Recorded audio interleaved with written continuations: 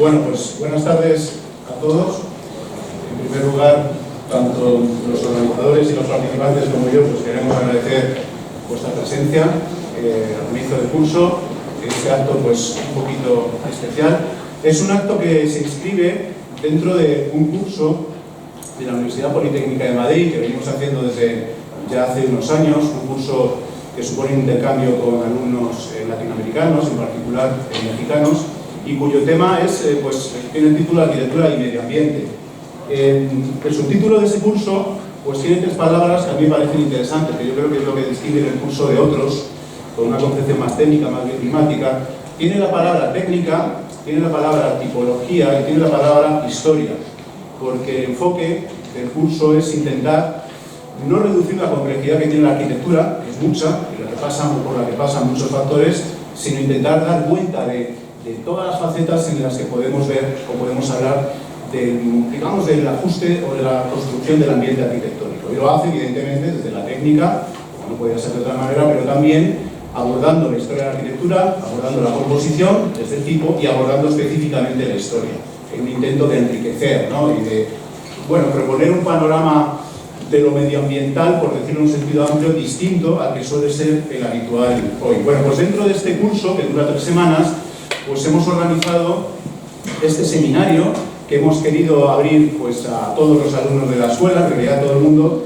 porque tanto a los organizadores de la Universidad Politécnica como a mí nos parecía que de algún modo el trabajo que estábamos haciendo en el curso, pues, tenía que trascender, que tenía que conocerse, y era una oportunidad de que todo el esfuerzo y toda la sabiduría de los extraordinarios ponentes que tenemos, y lo extraordinario no es una exageración, lo es literalmente, hemos hecho un gran esfuerzo por traer a los mejores, pues, bueno, se compartiera con el máximo posible de personas de esta escuela. El tema de este seminario, que tiene un nombre, pues, así sugerente, Imaginarios del Paraíso, pues precisamente habla de lo que acabo de mencionar, habla de cómo en realidad cuando nos relacionamos con la naturaleza, pues en nuestra relación, en ese intermedio, hay muchísimos factores que tenemos que tener en cuenta. Tenemos que tener en cuenta el factor corporal, por supuesto, el factor técnico, constructivo, pero también tenemos que tener en cuenta el factor cultural. Nuestra mediación con lo que llamamos naturaleza, que es un concepto, pues, que ahora estamos poniendo en duda, ¿no?, desde la filosofía, la ecología, etcétera, pues está mediada culturalmente. Entonces, a la hora de hablar del medio ambiente, lo tenemos que hacer, y ese es nuestro intento, desde una historia cultural de la arquitectura en relación con el ambiente. Y esa es un poco la idea. Cuando hablamos de imaginario, hablamos de maneras de imaginar, de maneras de soñar, de maneras de pensar el espacio que habitamos. Hablamos en parte, ahí aparece, ¿no?, de debajo, aparecerá en mi charla, que ahora, pues, iniciaré, la palabra utopía. Es decir, que cuando nos enfrentamos a la realidad, inevitablemente nuestra relación tiene un doble sentido. La realidad es lo que se nos impone, es lo que es, pero al mismo tiempo la realidad es lo que podría ser. Y esa dimensión utópica que tiene lo ambiental lo ha tenido desde siempre. No nos pensemos que hemos descubierto la pólvora con esta palabra que está extendida por todo, la palabra sostenibilidad, ¿no?, que aboca, pues, a una visión muy cientificista, ¿no?, exclusivamente técnica del problema, y que por eso mismo no está terminando de calar, ¿no? Lo vemos con muchas prevenciones, porque al final parece que es, pues, una especie de mecanismo determinista que lo que, bueno, al final está abriendo es un nuevo tipo de negocio, ¿no?, el negocio de los certificados, todo eso. Eso no tiene nada que ver con los problemas del medio ambiente, es una faceta reducidísima del problema, que es mucho más interesante y mucho más apasionante, y que ha estado desde siempre en nuestra cultura, ¿no? Hablamos de nuestra cultura occidental, pero podríamos hablar de otras muchas. Y ese es un poco el empeño. Y lo vamos a hacer en particular, como veis, podríamos haber relacionado arquitectura y naturaleza, pero lo vamos a hacer mediado a través de otra disciplina, que es la literatura. No porque nos guste la literatura, lo que vamos a hablar hoy, que también, lo personal siempre influye, sino porque la literatura siempre ha desempeñado un doble papel. Ha sido, por un lado, el depósito de las ideas, de los valores de cada época, o sea, plasmación de ciertos ideales, y al mismo tiempo ha sido una herramienta de construcción de esos ideales. Es decir, en la literatura podemos ver que es un camino de ida y vuelta. Cuando leemos una novela realista, evidentemente, pues exploramos y reconocemos la sociedad del siglo XIX, pero al mismo tiempo, en esas novelas, y muchas de esas novelas, se están plasmando las aspiraciones de cada época. Por lo tanto, la novela, la literatura, la poesía, la literatura en general, pueden ser un campo interesantísimo de exploración para el arquitecto. Hay otra faceta, y eso es un poco va a ser la tesis de fondo de estas jornadas, ¿no? Normalmente los arquitectos tendemos a pensar el problema del jardín, el problema del ambiente construido exterior o de la relación entre interior y exterior como algo específicamente arquitectónico, sometido exclusivamente a los problemas que nos interesan. Y eso es una visión muy parcial, es una visión, claro, que tiene que ver con nuestro punto de vista. Pero en realidad hay una hipótesis que estamos planteando aquí, una hipótesis que ha trabajado pues, ya mucha gente y algunos de los invitados pues, son referencias en este tema. La hipótesis es que en buena medida los ideales, las ideas, las aspiraciones, las utopías incluso, construidas en la literatura, han terminado convirtiéndose en realidad, y lo han hecho a través de la arquitectura.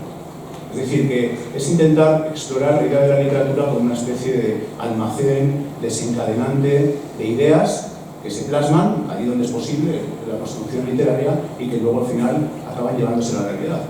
Lo que interesante es que ocurre pasando al final el proceso inverso, ¿no?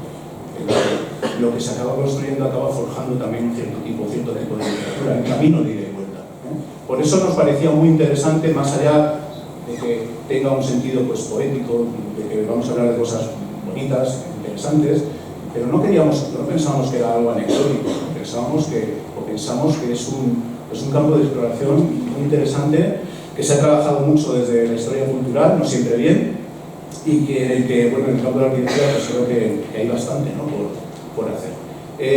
Luego los presentaré con más detalle, pero así a grandes rasgos tenemos dos bloques, haremos una pausa en el medio, y aparte de mi primera ponencia, digamos un poco de introductoria, pues vamos a contar después con Juan Calatrava, que ya digo que no lo voy a presentar, es una gran referencia, y va a hablarnos, por ejemplo, de la imagen o del modelo del invernadero, cómo se plasma la literatura y qué caminos de ida y vuelta ocurren entre la literatura y la arquitectura, por lo cual no vamos a ir al siglo XVIII, siglo XIX, etc. Después, David Rivera va a estudiar dentro del jardín clásico, pues, que pertenece a esa estructura, pues el modelo de los tripletes, que veréis en casi cualquier jardín romántico, de dónde proviene y cómo se puede explorar y qué ocurre en el siglo XIX, finales del siglo XIX, según qué tipo de literatura, que lo convierte en un motivo pues, bastante interesante y al mismo tiempo en ocasiones bastante inquietante. Después, por la tarde, empezaremos con la charla de Marta Llorente, que es una gran especialista de estos caminos de ida y vuelta entre literatura y arquitectura, que bueno, nos va a hablar del jardín umbrío, nos va a hablar pues, de un momento muy concreto, está pues, más o menos situado entre finales del siglo XIX, después de la Primera Guerra Mundial, en el que se van desvaneciendo ciertos ideales asociados al jardín y cómo eso se refleja en la literatura, pues desde Valle Inclán hasta Elia, como se indica en el nombre. Y las dos sesiones de cierre, pues en las dos vamos a contar con Ángel Martínez García Posada, profesor de Sevilla, ya haremos la presentación después, mi gran escritor también, que pues va a hablar de algo muy interesante, que es de la utopía del buen salvaje, de la inocencia perdida pero actualizada y vista desde una óptica contemporánea en la que van a caber pues, desde las referencias a Defoe, digamos el Robinson, ¿no? hasta las versiones kafkianas, incluso algunas versiones contemporáneas.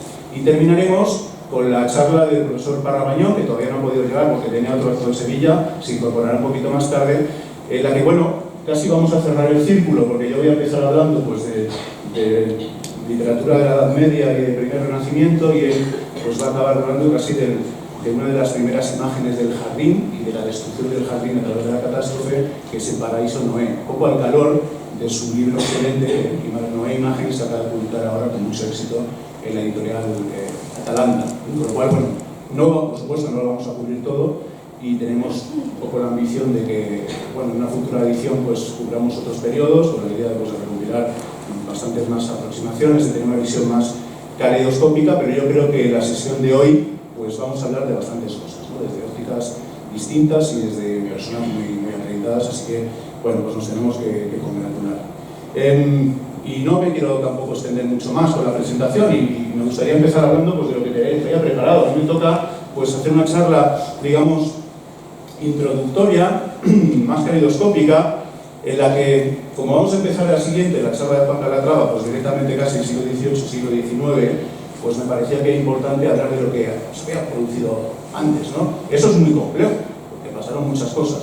Pero lo voy a hacer a través de 4 libros, de 4 grandes obras que están pues a caballo, en realidad pertenecen a la Edad Media, ¿no? Pero están a caballo de los mundos, pertenecen ya a unas inquietudes que son propias del humanismo y en las que, bueno, la construcción de la naturaleza es un aspecto fundamental. Le he llamado los jardines imaginados. No son jardines reales, vamos a hablar de jardines literarios, pero insisto, son jardines en los que por un lado se plasman las ideas de la época, lo que se suponía que tenía que ser un jardín en aquella época, lo que se esperaba, y por otro lado son obras que muchas veces trascienden, o siempre trascienden esa imagen, o esas imágenes cotidianas o convencionales, y están planteando algo más, están planteando una especie, podemos decir, de imaginación utópica.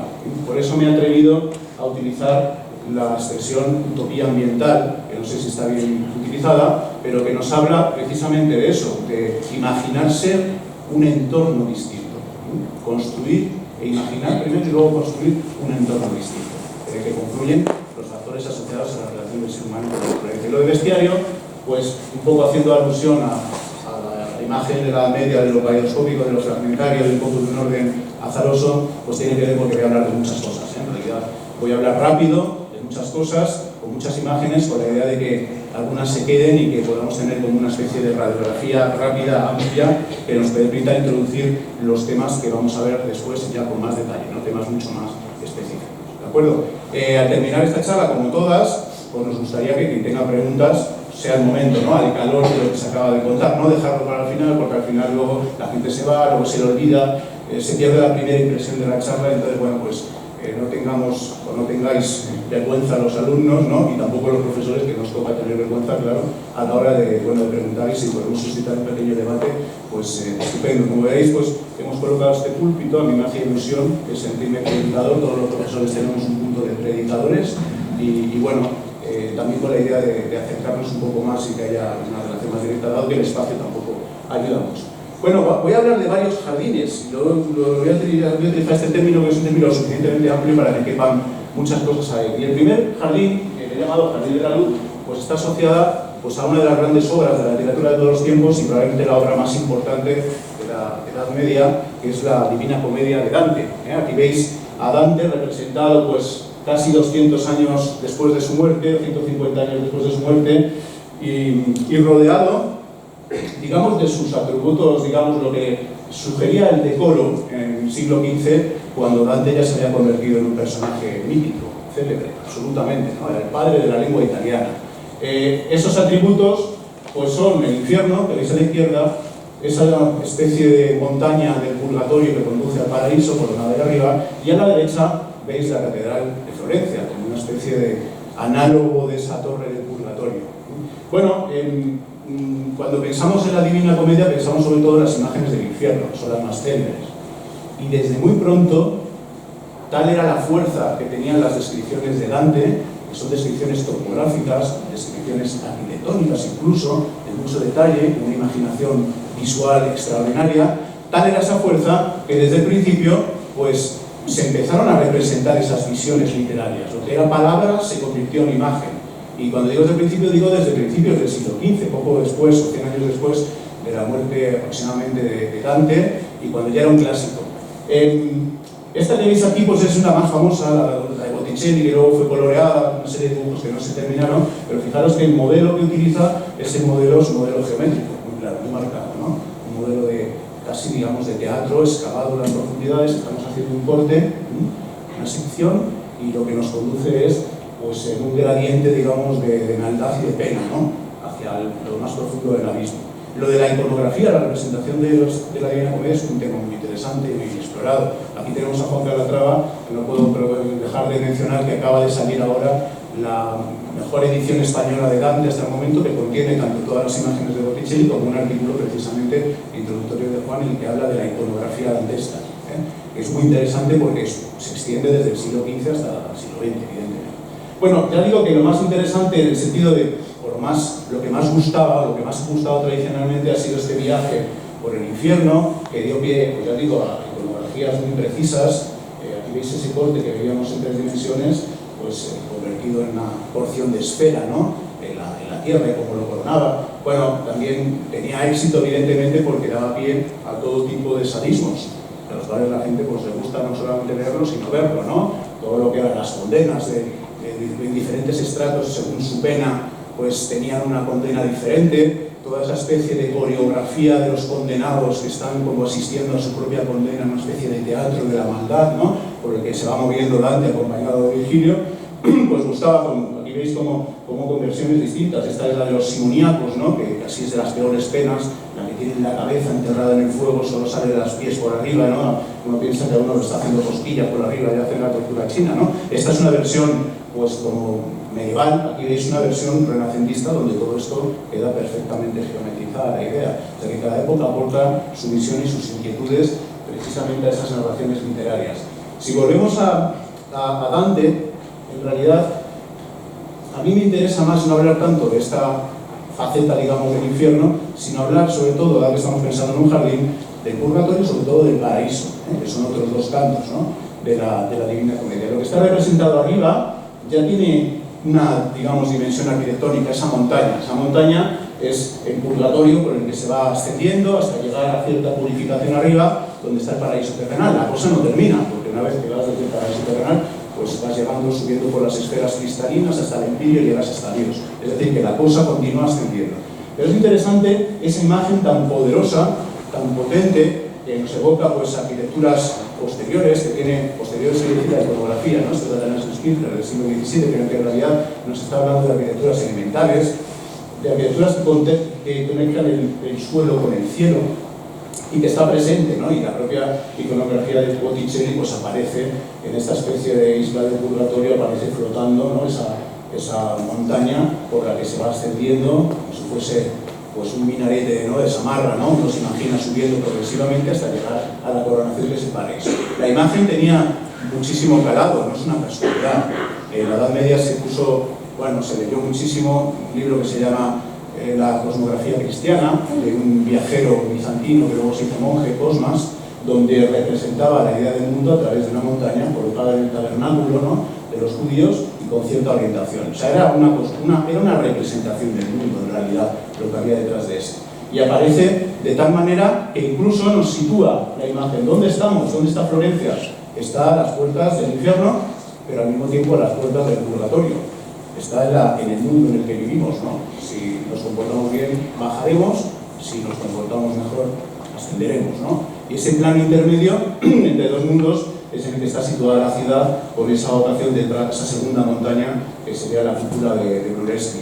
Vamos a hacer el viaje hacia este jardín de la luz, hasta este paraíso celestial que describe con muchas dificultades, ahora lo veremos, Dante. Y el viaje comienza por el paraíso terrenal. Cuando describe Dante el paraíso terrenal, pensad que está escribiendo en torno al año 1300 y pico, pues las imágenes que sitúa o las imágenes que utiliza son imágenes que luego serán pues célebres, serán topicazos, ¿no? Las imágenes del locus amoenus, del lugar bucólico, con praderas verdes, con árboles y sombras, un lugar donde sopla un viento fresco, donde se escuchan los trinos de los pájaros. Bueno, eso eran tópicos también, tópicos literarios que habían tomado de la tradición romana, primero, luego griega, y que en realidad también se frecuentaban en la Edad Media. En realidad está haciendo y está buscando un asunto lugar común. No es lo interesante, porque el camino ascensional, y este dibujo de Botticelli lo cuenta muy bien, ¿no? Pues es un viaje en el que se produce pues una relación, digamos, de cercanía personal, amorosa, entre Dante y Beatriz, su amada, que se ha convertido ya en espiritualidad, una representación de la teología, un puro espíritu, y le lleva ¿hacia dónde? A dar el salto, a romper el círculo. Ahora lo veremos, se rompe ese círculo, esa especie de esfera cristalina que les envuelve, y los lleva a viajar por el mundo celestial, por lo que era la visión del mundo, por las 9 esferas que vemos aquí a la izquierda, que de una manera muy sintética, pues la gente del siglo XV reconocía perfectamente porque era su cosmovisión. A nosotros nos cuesta más, porque estamos ya en otro contexto pues post-copernicano, ¿no? Pero que en realidad era pues la representación del mundo, en el que la Tierra estaba en el medio, los 4 elementos se iban colocando en función de su densidad, y en torno a ese centro se iban colocando unas carcasas de cristal transparentes, y cada una de ellas estaba incrustada en un planeta, iba girando, y en la última carcasa pues estaba el cielo de las estrellas fijas y después estaba el Empírio, ¿no? El Empírio, la casa de Dios. Esas carcasas transparentes eran una especie de mecanismo que iba girando de tal manera que su efecto era el que veíamos en la noche, es el que vemos en la noche estrellada, ¿no? Cuando se mueven los planetas, cuando va girando también las estrellas fijas, etc. Era una especie de explicación pues, basada en las doctrinas antiguas, de Ptolomeo, etc., de lo que estaba ocurriendo. Y ahí por ahí es por donde nos está conduciendo Dante en su viaje al paraíso, a lo que él entiende que es el paraíso celestial, a su utopía, ¿no? A su utopía mental de un lugar donde no hay materia. Es muy difícil, ¿no? También mental donde no hay materia. Eso es lo que nos dice Dante en el canto, y continuamente está explicando las dificultades que tiene para describir algo que en realidad es pura luz, pura descomposición. Esto de la imagen de la carcasa cristalina, pues probablemente a muchos os sonará esta iconografía de las burbujas, ¿no? De la tierra cristalina transparente, que podemos ver pues, en el panel, ¿no? Los paneles laterales del Jardín de las Delicias, aquí en el Museo del Prado, es exactamente esa misma idea, un lugar común de la época, o en muchas representaciones de las bolas de cristal, en este caso del Renacimiento, la de Leonardo da Vinci, una representación de nuevo del cosmos, que ahí luego pasó a lo de la bola de cristal de las brujas, ¿no? Porque es una representación del mundo, se ve a través de eso, se ve el mundo, ¿no? Hoy lo podemos encontrar en Caravaggio, es decir, que era una imagen absolutamente repetida y no hace sino convalidar un lugar común. Pero lo interesante es que en este viaje, y esta es una ilustración de las primeras ediciones impresas de Dante, lo que se está intentando, lo que va a intentar Dante acompañado por Beatriz es salirse de ese círculo, ir atravesando esas esferas de tal manera que se pueda llegar a ese punto en el que ya se ha desmaterializado todo. Esta imagen de Flammarion del siglo XIX, cuando tiene que explicar la cosmovisión de la Edad Media, lo explica muy bien, ¿no?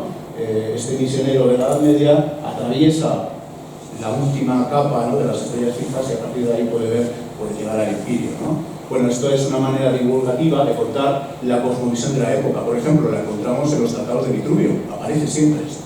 Esto es de César el Cesariano y es una sección con las 10 capas cristalinas que envuelven el mundo. Una sección, una perspectiva.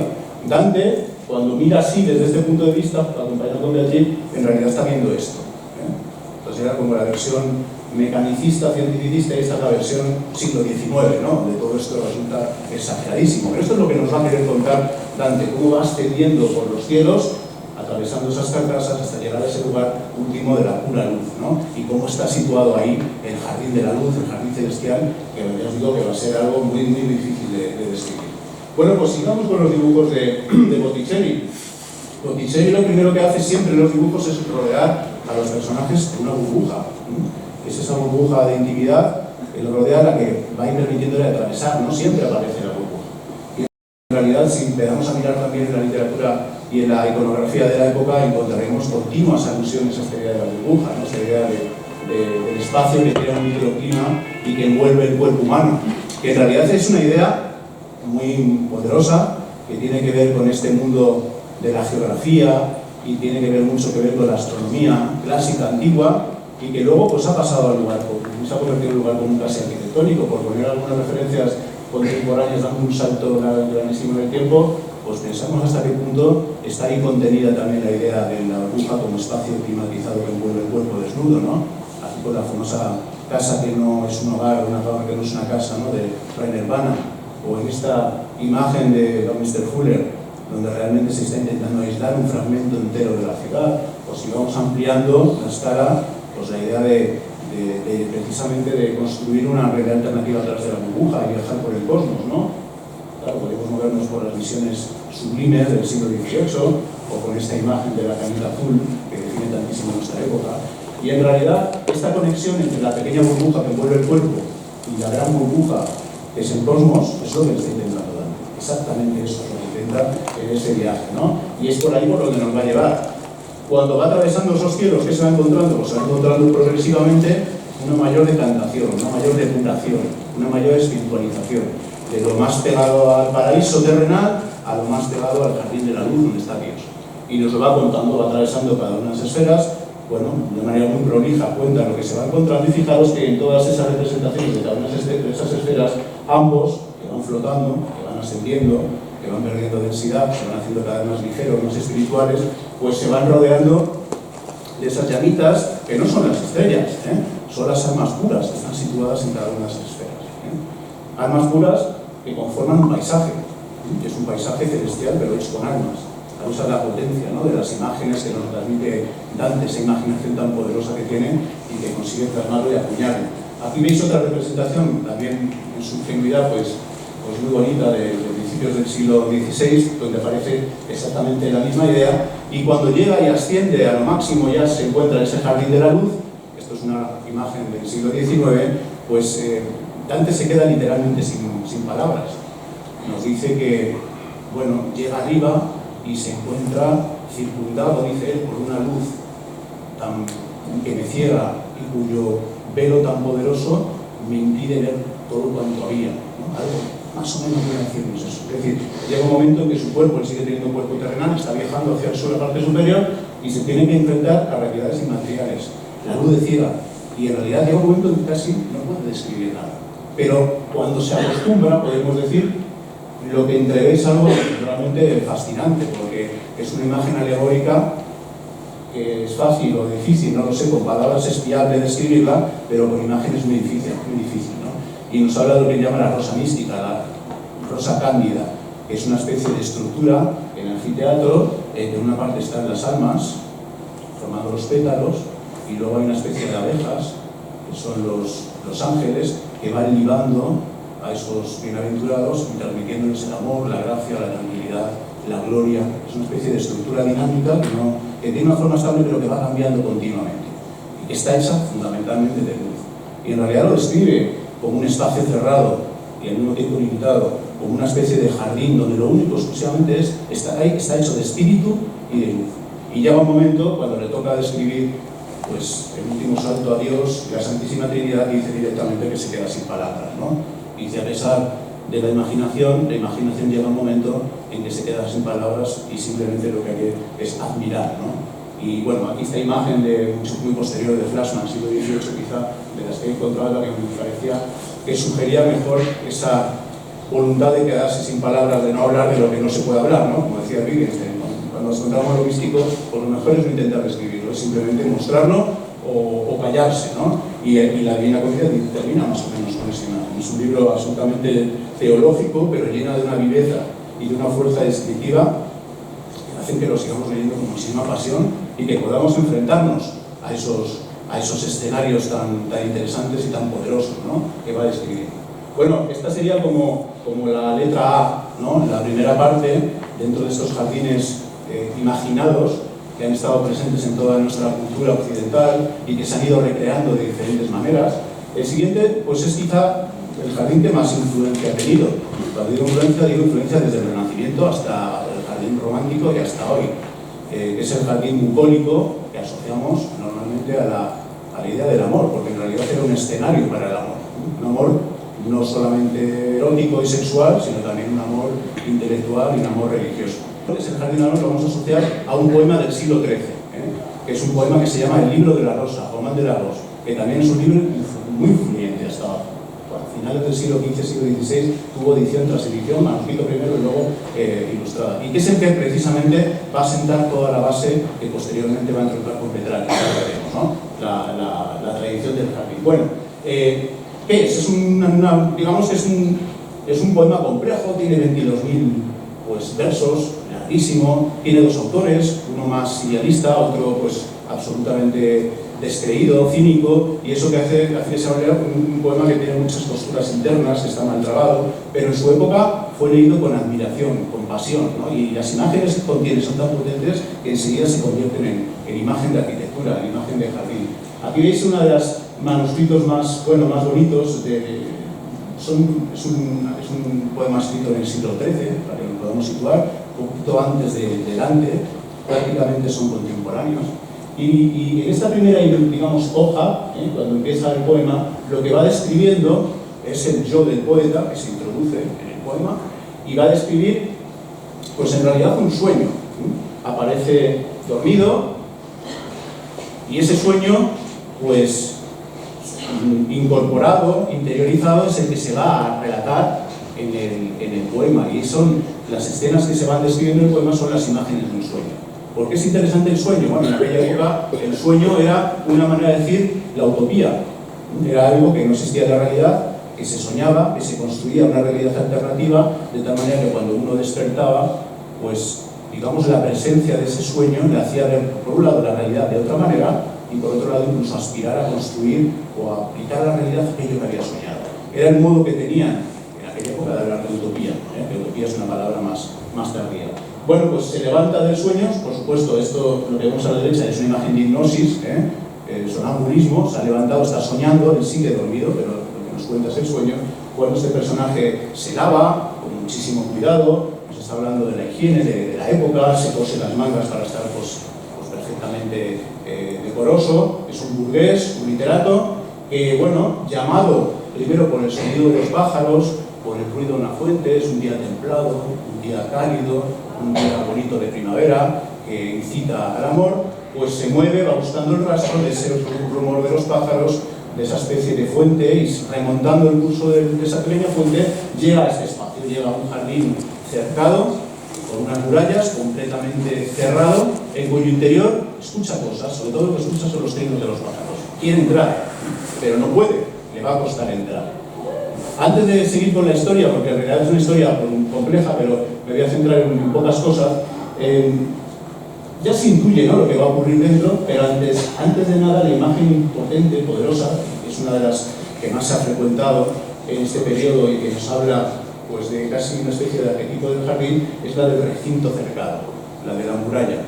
Eso, pues, en aquella época, y ahora todavía lo denominamos así, ¿no?, en según qué contextos, se nos da portus conclusus, que era el jardín cercado.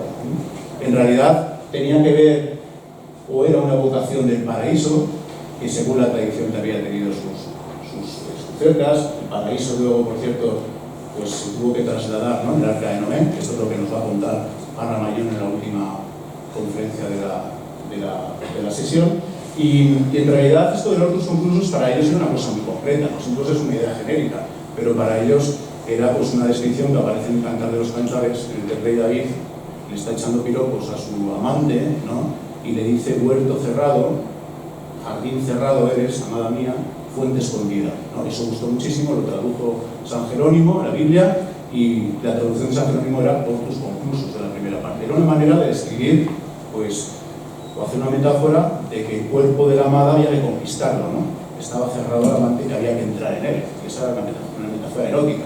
Luego pasó, durante la Edad Media, a asociarse a la Virgen y a sus, digamos, imágenes concurrentes a que aparece la Virgen en ese jardín cerrado, protegida, y con una serie de símbolos que la rodean, que tienen que ver con esta manera de cantar, de elogiar a la Virgen, que llaman el centro del Líbano, el lirio que crece entre las malas hierbas, el pozo del agua viva, es decir, todos esos piropos que había hecho pues, el rey David a su amante, pues se extrapolaron a la Virgen María, de tal manera que lo que había sido una historia erótica en la Biblia se convierte en una historia teológica, ¿no? Se enriquece desde lo simbólico. Y por tanto, cuando pensaban en otros conclusos de la Edad Media, pensaban fundamentalmente en el recinto de la Virgen María, era el jardín de la Virgen. Claro, aquí es muy interesante en el libro de la Rosa cómo se funde todo. El jardín es una metáfora del cuerpo de la amada que hay que atravesar, ¿no?, que se va a convertir en la rosa. Al mismo tiempo, tiene un sentido religioso, es la alegoría de la Virgen María, de la Iglesia, etc.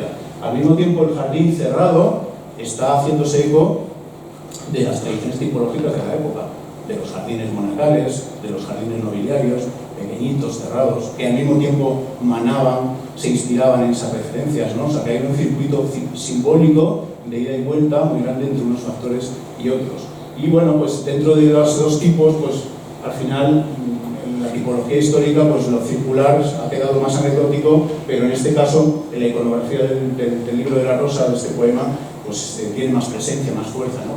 Por eso quizá de la idea de la perfección. Luego no habrá tantos, ¿no?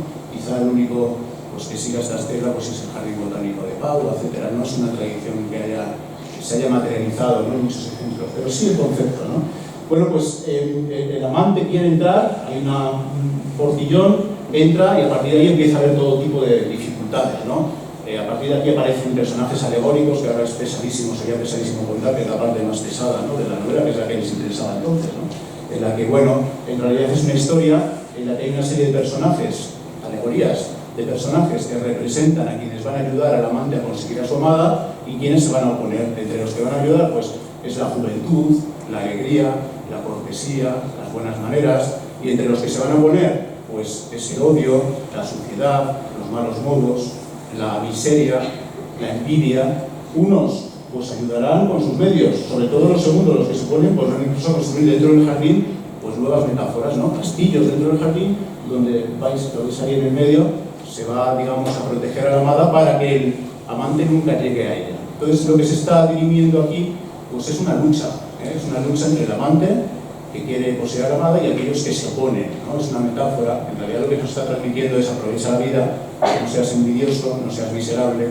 aprovecha la juventud, entrégate al amor. Tiene un mensaje profano, al mismo tiempo que tiene un mensaje también sagrado. Al final de la historia, tras muchas vicisitudes, pues al final acaba besando la rosa, es decir, acaba pues el amante poseyendo a la amada, ¿no? Acaba viendo esa fusión. Y todo lo que ocurre en el medio, pues es una serie de casi de batallas, de luchas. En realidad es una historia que tiene que ver con el amor, y tiene que ver con el sueño, y tiene que ver con la batalla. Eso, años más tarde, 2 siglos más tarde, dará lugar a un título muy raro, pero que es uno de los grandes clásicos del Renacimiento, que es la Himnerotomaquia Polifili, que es una descripción de jardines muy interesante, que se publicó en el año 1499. Pero esa parte himnerotomaquia es exactamente eso: himnos, sueño, eros, amor, magia, guerra, ¿no? La lucha hipnótica del amor en el jardín. Y eso es lo que va contando. Entonces este libro, el Román de la Rose, el libro de la Rosa, es el precedente de toda esta literatura en la que el amor o el jardín se convierte en el escenario del amor, en todas sus dimensiones. Bueno, si entramos al jardín y empezamos a ver sus aspectos ambientales, pues claro, antes de nada entenderemos que el jardín, por tanto, es una alegoría del cuerpo de la amada, es también una alegoría de la Virgen María, del espacio de la Virgen María, es una versión profana del Edén, del paraíso, es una versión profana del huerto monacal, es decir, que cumple o desempeña o tiene muchas derivadas simbólicas. Y eso es lo que veían, esa riqueza de significados, esa especie de superposición a veces un poco pesada, que es muy típica de la Edad Media, pues nos está hablando de la riqueza, ¿no? de la riqueza alegórica y simbólica de lo que se estaba planteando entonces. Desde el punto de vista de la estructuración del jardín, porque hay grandes descripciones larguísimas de estos jardines, que son mucho más interesantes y mucho más vívidas que las que se utilizan, por ejemplo, de Crescendi del siglo XIV, que tienen que ver con la tratadística habitual de los jardines. Son muchísimo mejores y más vívidas las del Román de la Rose, y yo pues recomiendo a quien le interese estas ideas de, digamos, de la arqueología del jardín, del Renacimiento, vaya a estas fuentes porque son muchísimo más potentes, ¿no? ¿De qué habla? Pues habla de 2 mundos. Habla del jardín como un mundo de orden y del jardín como un mundo del placer. Las 2 cosas.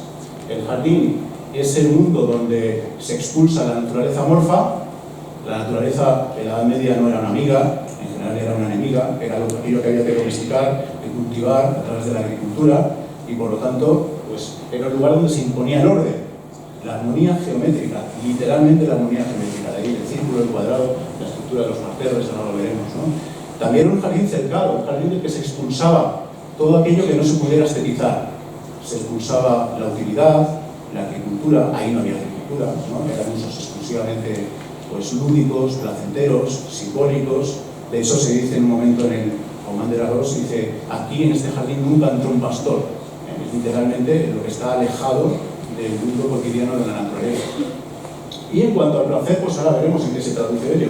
Hay dos vertientes. Aquí veis, como lo que os decía antes, como este mundo del sueño y del paseo por el jardín pues, es un gran tema de finales de la Edad Media y de principios del Renacimiento. Se va a plasmar en el libro presunto libro de Colonna, ¿no? Esta Himnerotomaquia Polifili, que es quizá la versión más sofisticada, más pedante también, más literaria, más complicada de todas las ideas que se habían contado 200, 300 años. O sea, lugares comunes. Muchas veces tendemos a descontextualizar, eran absolutamente lugares comunes. Pero lugares construidos precisamente por humanos. Aquí veis la idea de ese mundo de excepción de orden, de armonía, separado radicalmente del mundo, y al mismo el mundo que es el mundo del placer. Y un placer que se asocia a elementos muy sencillos, pero que entran en combinación y que el poema describe con muchísima precisión. El primero es la panadera verde, mullida, húmeda, que toman de qué? Pues de las descripciones de Virgilio, de los libros de Teócrito, de toda la tradición de la cultura greco-latina, donde aparecen esas descripciones. No es porque la tuviesen, no habían ningún jardín romano, leían la descripción y la reproducían. Por eso es un jardín imaginado. Después, las flores, cuya belleza y cuya variabilidad nos está hablando pues, de la variación del propio mundo, ¿no? Después el agua, como símbolo de la vida, que está presente por todo, la sombra. Hay una obsesión en estas descripciones por protegerse del sol, ¿no? Sobre todo porque el sol sube la fuente de donde provenían las enfermedades. Hay también una dimensión médica en estos asuntos. Y también era el lugar del aire cálido y del aire vivo, ¿no? Porque se entendía que el aire era la fuente de la vida, era el neuma, ¿no? Que lo iba envolviendo. Todo esto, una idea griega que había perdurado. Por supuesto, como era el lugar del aire, era el lugar de los pájaros, siempre aparecen los pájaros, ¿no? Porque los pájaros eran, pues, se llegaban a considerar una especie de ángeles situados en este mundo, que hablaban de un lenguaje que desconocemos, pero que era el lenguaje de los elementos, era el lenguaje precisamente del aire, del cosmos. Entonces esos elementos están presentes para generar pues ese doble mundo, digo, de orden, pero al mismo tiempo de placer, donde se suscitan todo tipo de relaciones, donde el amante se entrega al amado.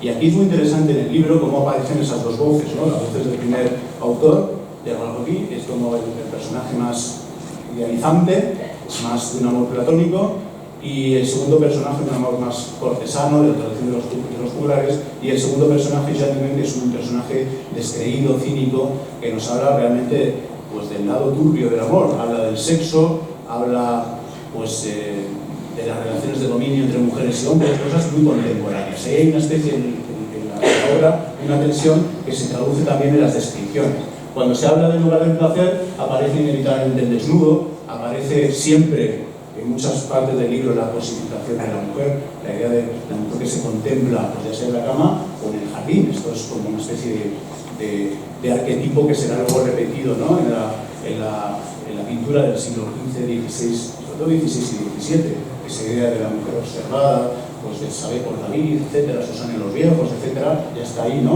O directamente la mujer controlada y escrutada y ceñida a su propio espacio. Eso aparece en el libro de una manera clarísima. Y los dos autores lo tratan de maneras diferentes. El libro tuvo tal calado, tal impacto, que hubo toda una literatura posterior que se dedicó o bien a reivindicarlo o bien a contradecirlo. Y entre los que lo contradijeron, pues quizá el caso más memorable pues es una señora, Cristina de Pizan, auténtica intelectual, interesantísima poeta, que escribe un libro, aquí lo veis, es una ilustración en el que dice, vamos a hacer, pues, no el jardín de los hombres, sino el jardín de las damas. El jardín de las damas construida por las grandes mujeres de la época. Y ahí veis a las mujeres construyendo el recinto circular, adobando, preparando la tapia para inscribir ahí su propio mundo, un mundo un mundo de reivindicación femenina. Y estos debates, que nos pensamos que son tan contemporáneos, existían. Claro, estamos hablando de Cristina de Pizan, la hija del primer ministro de Francia, ¿no? En los niveles cultos, altísimos, pero se suscitaban, lo sabía, por lo menos queda constancia en ello. ¿Qué está evocando estos jardines, estos recintos cercanos, pequeños, estos hortos conclusos? En realidad están evocando, se están moviendo entre dos visiones. Una es la del jardín del Edén, el jardín terrenal perdido, el que se describe en la Biblia de Adán y Eva, que podemos encontrar, por ejemplo, en los cuadros del Bosco, ¿no? En particular en el Jardín de las Delicias, que en realidad es una ilustración, en buena medida es una ilustración de las imágenes que aparecen en el libro de la Rosa, literalmente, aparecen los mismos elementos. ¿Qué aparece ahí? Pues aparece la fuente de la vida, aparece la madera mundida, los animales, aparecen por supuesto con muchísimo protagonismo los pájaros, por todo lo que significaba, los pájaros pues, asociados a la tradición franciscana, luego a todas las experiencias les puso partitura a sus trinos, el más importante, pues el más interesante el ruiseñor. En realidad lo que decía es, los pájaros, a través de la voz de los pájaros espontánea, nos está hablando del cosmos. Y si nos hablan bien, quiere decir que estamos en un buen lugar. Si los pájaros trinan, ese lugar es correcto para vivir, porque el aire es bueno, los lugares son sanos. Había una especie de conexión cósmica entre el lugar y la persona y el entorno a través de la imagen de las aves, ¿no? Y eso aparece, esta es otra ilustración del Román de la Voz, donde aparece siempre los pájaros que cantan, la representación de los pájaros en la veleta con la fuerza de los vientos y al mismo tiempo la versión de los pájaros humanos, ¿no? Que son los cantantes. Todo el jardín también es un espacio de la música, es un espacio, digamos, multidimensional, donde pasan muchas cosas, ¿no? Un ambiente que incide los sentidos desde muchos puntos de vista, a través de lo visual, a través de lo táctil, a través de lo sonoro, un espacio envolvente. Esta tradición es muy interesante porque luego va a perdurar, son tradiciones un poco ocultas, ignotas, el Renacimiento, de las que se habla muy poco, pues en la tradición de las veletas, por ejemplo. Estas son dos que aparecen precisamente en el libro de Colonna, o bueno, que son evocaciones de los vientos, de las fuerzas vitales. Luego lo encontraremos en los tratados, en las ediciones de Vitruvio, literalmente las mismas, precisamente por esas ideas de salubridad. Bueno, la idea de los aires como un fenómeno de sanación que te permite establecer un diálogo con el lector, ¿no? Que está presente y luego pasa a la arquitectura y pasa a la tratalística, ¿no? Aquí lo veis, por ejemplo, en esta imagen del libro de horas de Limburg, ¿no? De Luque de Berry, tan famosa, los hermanos Limburg, donde aparecen coronados precisamente todos los palacios con veletas. Es una especie de manifestación ya muy concreta de un ideal que aparece ahí en el Román de Lagos. Y la otra sería pues la de la fuente, pero la fuente no de cualquier manera. Las fuentes vinculadas siempre uno tiende a ver estas representaciones del Bosco como fruto de su imaginación, que lo son, pero en realidad no son tanto eso. Son plasmaciones, ilustraciones de muchísimas referencias de la Edad Media muy conocidas en aquella época que hemos perdido. Una de ellas, por ejemplo, el hecho de representar las fuentes con metales preciosos, con piedras preciosas, con rubíes, con el carbunclo, ¿no? Piedras que parecían tener vida. Eso también se describe con muchísimo detalle en el libro y además es un momento de los momentos más protagonistas, ¿no? En realidad, ¿de dónde viene todo esto? Pues de nuevo una referencia, ¿no? La Jerusalén celeste aparece descrita en la Biblia, es decir, la ciudad del Apocalipsis, es decir, la ciudad del futuro, la ciudad, digamos, perfecta que ha construido con Dios, aparece representada como un urbano, como un corpus conclusus, pero construido con piedras preciosas, porque las piedras preciosas se asociaban a, pues digamos, al material más noble, al ideal de la luz de Dios, ¿no? Y por tanto estaba dentro del imaginario de la Media. El Abad Suger, cuando descubre o describe las vidrieras, habla precisamente de esto, ¿no? ¿Por qué utiliza esos colores? Porque están evocando los rubíes, las esmeraldas, o incluso si vemos en Patinir, fijamos en el detalle, pues esa arquitectura de cristal tiene que ver con ese mundo precisamente de la luz. Incluso es algo que va a perdurar en nuestra cultura, y cuando volvamos a tener pues, visiones neorrománticas a principios de los años 20 o de los años 10, los expresionistas, pues muchos trabajarán con estas referencias de la arquitectura de cristal, de la arquitectura de la luz coloreada, que en realidad son versiones de esta idea de la arquitectura hecha con materiales preciosos, ¿no? Que está evocando pues, la ciudad de Dios. Esa es la idea de la catedral o la ciudad de Dios. Bueno, ¿y cómo termina la historia? Pues la historia se cierra sobre sí misma, me parece un final muy contemporáneo, ¿no? En el que bueno, el personaje amado se mira en una fuente límpida, la que está en el corazón del jardín, ve su reflejo, que en realidad lo que ve a través del reflejo no es tanto a sí mismo, como había hecho Narciso, que había muerto por verse en el reflejo, sino en realidad lo que está viendo en el reflejo es todo lo que tiene el jardín. Es un reflejo especial, es una fuente especial que refleja absolutamente todos los objetos del jardín y se va describiendo. Es una especie de versión del siglo XIII, si alguno lo ha leído, de la Aleph, el cuento de Borges, ese agujerito por el que miras y ves todas las cosas del mundo, ¿no? A través de esa perspectiva tan concreta. Esto es exactamente lo mismo. ¿Y cómo termina? Pues entre las cosas que se reflejan, dentro, como si fuese una especie de jardín dentro del jardín, una especie de estructura de muñecas rusas, lo que se va reflejando es no el jardín terrenal, sino el jardín celestial, que es una versión perfeccionada, mejorada, superada de lo que se acaba de escribir. Les dice, bueno, moraleja, no te confundas, no todo es el jardín material, sino por encima del jardín material, el jardín del amor humano, existe el jardín celestial, que es mucho mejor en todos los sentidos de ese jardín. Y aparece la fuente, aparece el cordero místico, que es una representación de Dios, aparece lo mismo que aparecía en ese jardín, pero en versión perfecta, por lo cual se cierra la simetría del poema, ¿no? Se cierra sobre sí mismo, y entonces lanza diferentes mensajes. Ya os digo que esto va a tener muchísima influencia del siguiente eslabón, a través del cual va a pasar, ¿no? A toda nuestra cultura literaria y a través también a la cultura de los jardines, etcétera, va a ser pues Petrarca, ¿no? Aquí le hemos acompañado. Petrarca se va a sentir heredero de Dante, al que va a admirar muchísimo, y se va a sentir acompañado, en este caso, por su amante Laura. Bueno, Petrarca va a ser el constructor de muchas cosas, de la literatura pastoril europea, de la literatura personal, de confesión personal, Va a ser un gran escritor también en latín, que va a tener muchísima influencia en su entorno, pero fijaros que cuando aparecen sus poemas en italiano, que se los queda en menos valor, pero que han sido los que se quitaron su fama, aparecen siempre estas ilustraciones que nos están hablando precisamente de lo que construye el paisaje bucólico, el paisaje precisamente que aparecía descrito también en el jardín, el de, bueno, el suelo, la sombra, la hierba mullida, esos invariantes que él ha tomado de Virgilio, que ha tomado incluso de las tradiciones anteriores griegas, ¿no? Como Teócrito, etcétera, y que bueno, va pues, actualizando. Pero en realidad cuando hablamos de Petrarca, para los arquitectos Petrarca casi siempre es pues, el primero que subió a una montaña, ¿no? Y lo describió. La famosa descripción al Mont Ventoux, que se considera que es como pues, un precedente de la estética de la montaña del siglo XVIII, ¿no? Nada más lejos de la realidad. En realidad es muy poco probable, los que han estudiado, que subiera al Mont Ventoux, y que la descripción que hace, que si la habéis, no sé si la habéis leído, pues les interesa, no aparece ni una descripción de la naturaleza, ni una. Es decir, lo que le interesa es el viaje ascensional como un trabajo de purificación para llegar arriba, ¿no? Igual que se sube la colina del purgatorio y se purifica al llegar al paraíso, ¿eh? Se asciende en el camino de perfeccionamiento del alma. Pero no vamos a seguir por esa línea, sino que vamos a hablar de Petrarca y los jardines que dice que construyó, que tuvieron muchísima influencia. Petrarca, pues, vivió en diferentes sitios, muy vinculado al poder, vivió en Aviñón, que era la ciudad de los papas, y Petrarca pues, va a odiar profundamente a Aviñón y va a buscar siempre retiros, lugares para escaparse, ¿no? De la vida cotidiana, y va a generar esa idea del jardín como un retiro, de un jardín como un retiro espiritual. ¿Qué va a contraponer o qué va a asociar a la idea de Aviñón?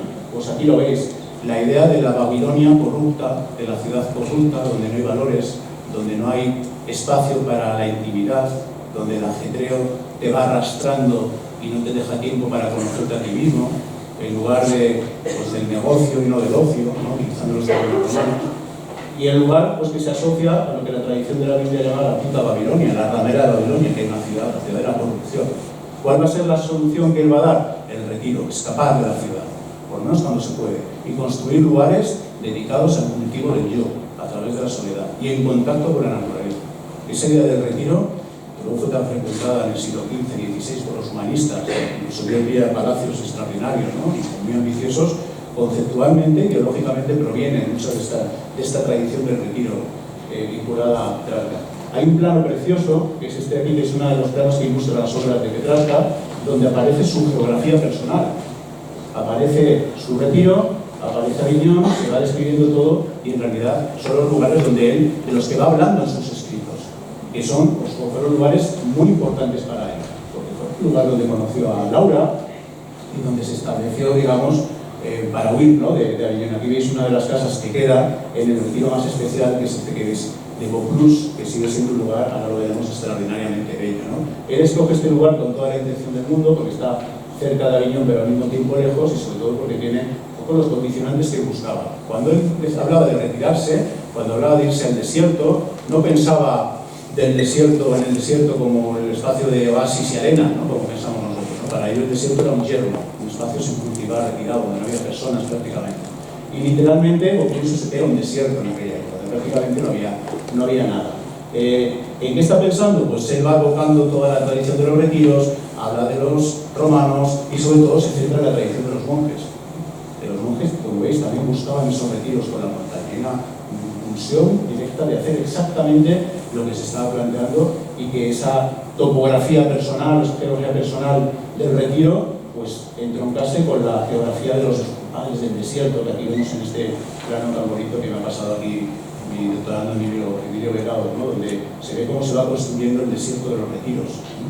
El retiro espiritual, se va construyendo esa geografía, esa topografía. Él hace exactamente lo mismo, y lo dice con los mismos términos. De tal manera que se va a retirar a Vaucluse igual que se retiraron los padres del desierto, literalmente, ¿no? En un lugar con gruta, en un lugar donde puede encontrarse a sí mismo. Y lo pasa muchísimas temporadas. Es un lugar donde además había una serie de historias cristianas, porque él intenta fundir el mundo de lo cristiano con lo clásico.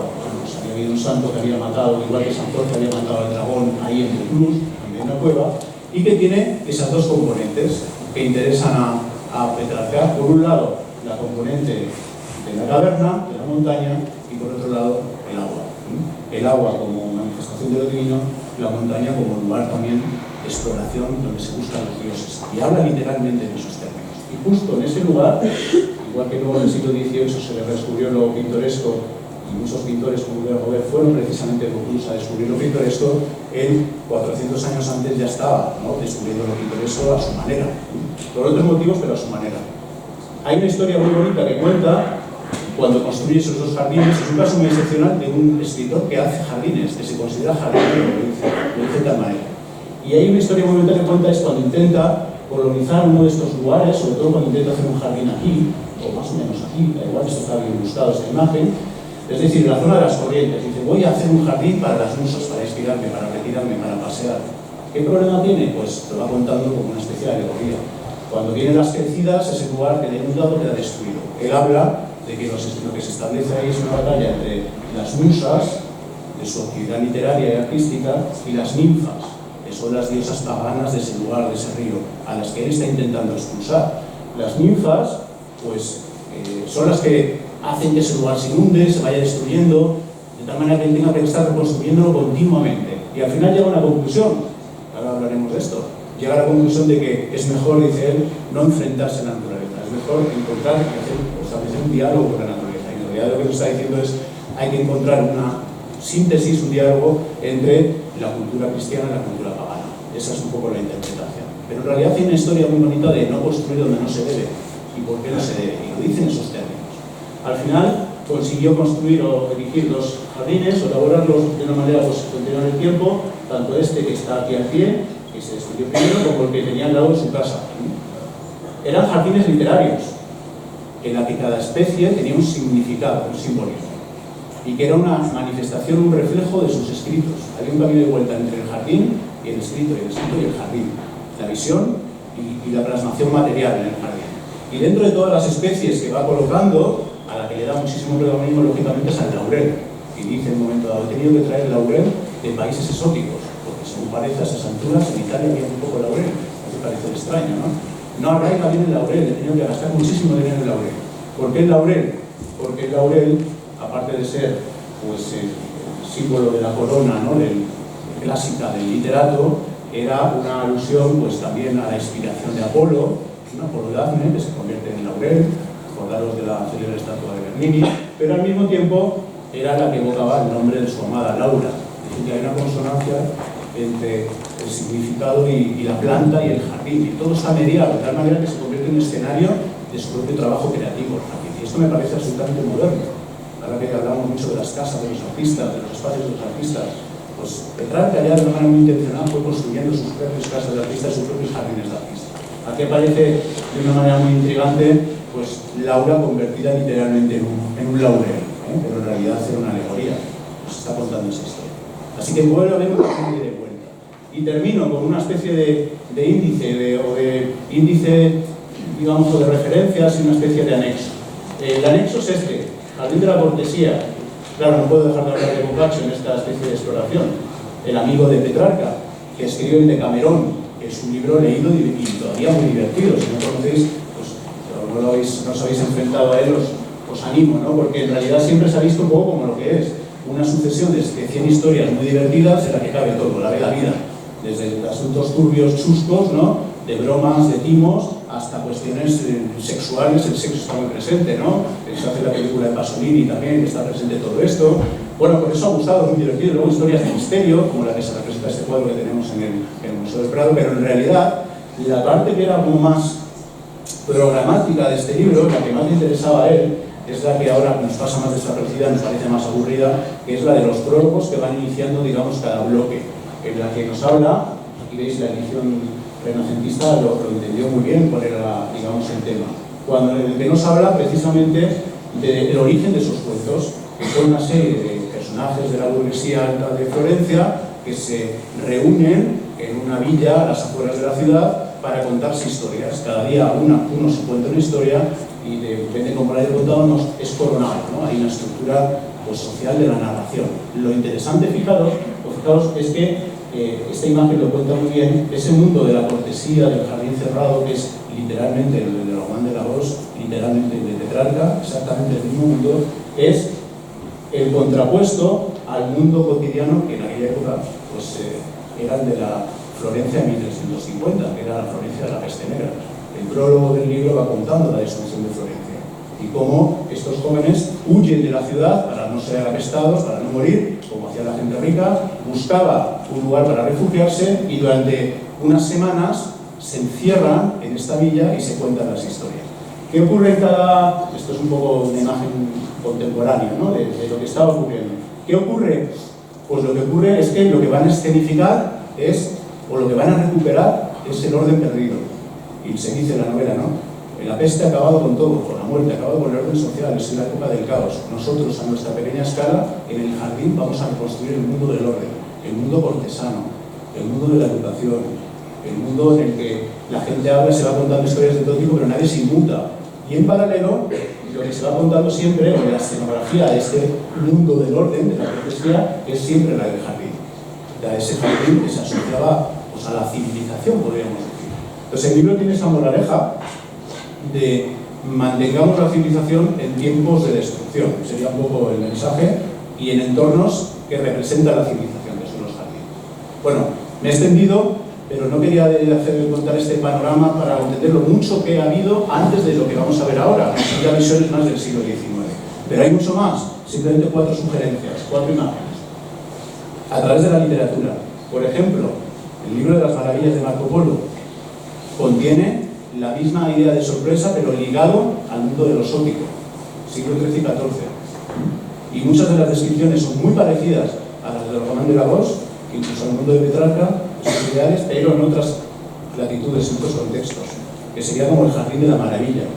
Otro ejemplo, el jardín de la salud, posterior, de Ficino, la idea del jardín como espacio sanador, donde a través de todo tipo de influencias, ligadas al aliento, al sol, a las cualidades de salubridad, el ser humano se perfecciona. Es como una especie de cámara anaeróbica nuestra, ¿no?, de los futbolistas, ¿no? Pues es una especie de recinto de protección donde el ser humano entra, establece un diálogo de sanación con el entorno, que sería el jardín de la salud, ¿no?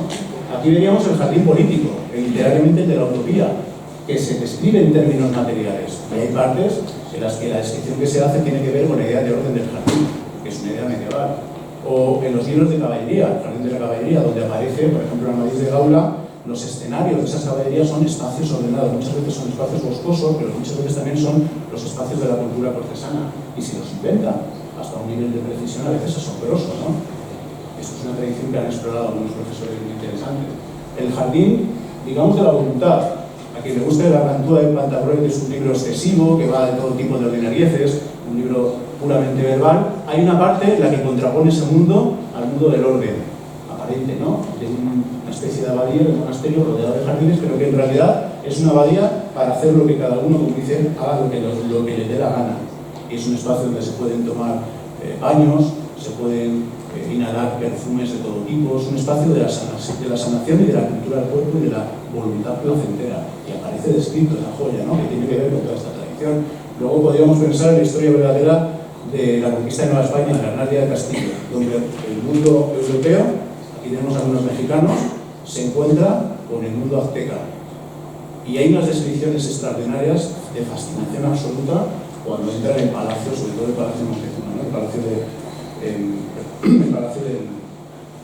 del rey, ¿no? Y dentro de lo que se va describiendo aparecen lagos, aparecen pajareras, aparecen espacios dedicados al cultivo del cuerpo, aparece una estructura del placer, estructuras concéntricas, que hace decir al protagonista: cuando entré en esta ciudad pensaba que estaba leyendo un libro de caballerías, pensaba que estaba leyendo la Amadís de Gaula. Es como una especie de encontrarse con los distintos, ¿no?, que sería el jardín de la diferencia, que está también ahí.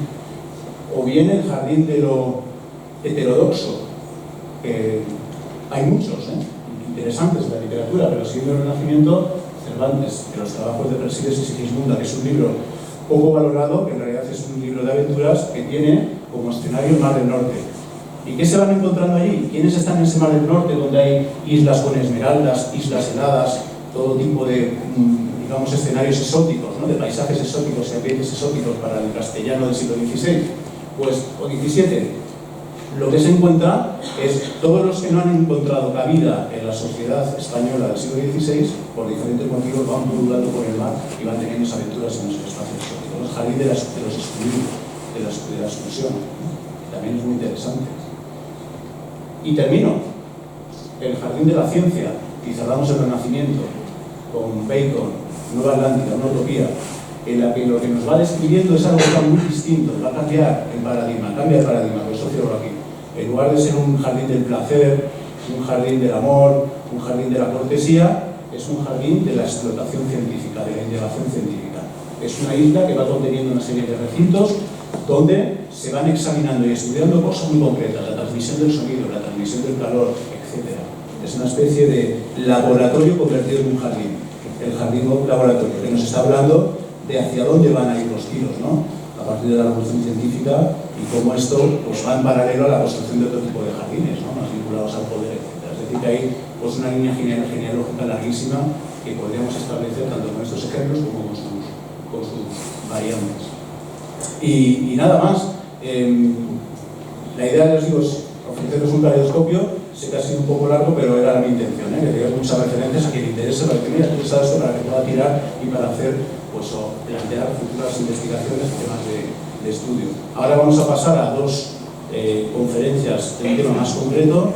Primero tenemos a Juan Calatrava, la presentaré, después tenemos a David Rivera. Pero antes, como he dicho, si queréis hacer algún comentario, alguna pregunta, alguna reflexión,